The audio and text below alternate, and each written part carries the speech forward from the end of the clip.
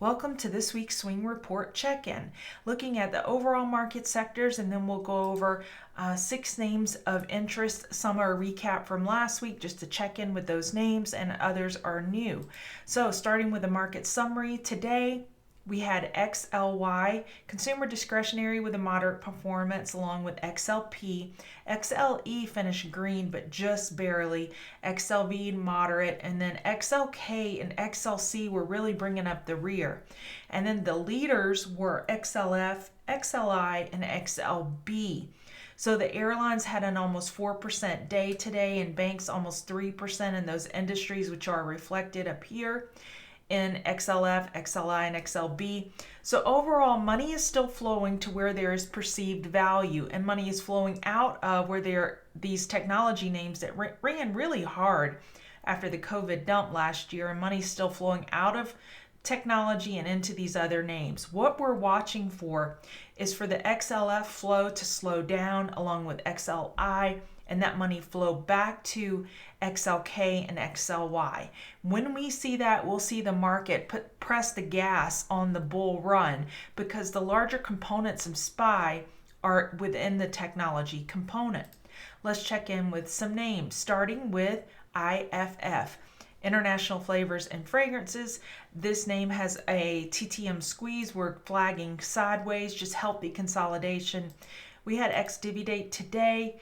The next resistance is 141, and the next support is 135.13. But I like how the EMAs are curling up. RSI is curling up. This is a constructive name. No problems here. Southwest Energy. This name is a little bit...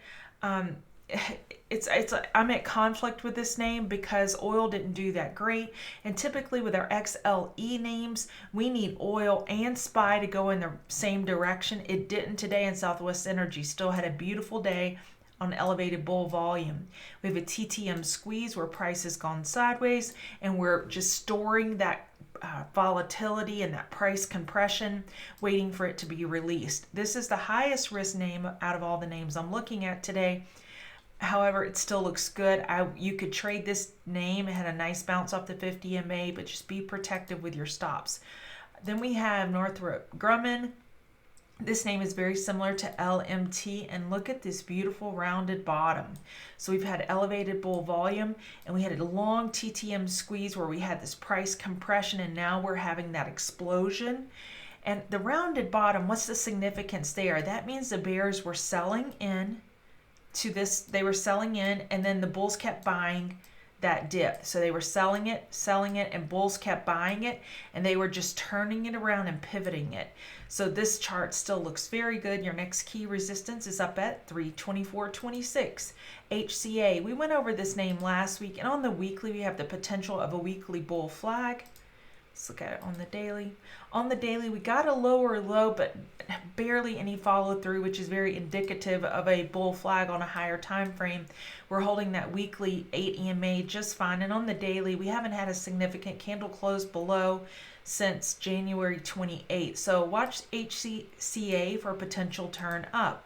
Dick's Sporting Goods, it's a name from our swing report a couple of weeks ago. We had nice bull volume today, nice bulls buying the dip when we hit that 50 MA, and we had this TTM squeeze.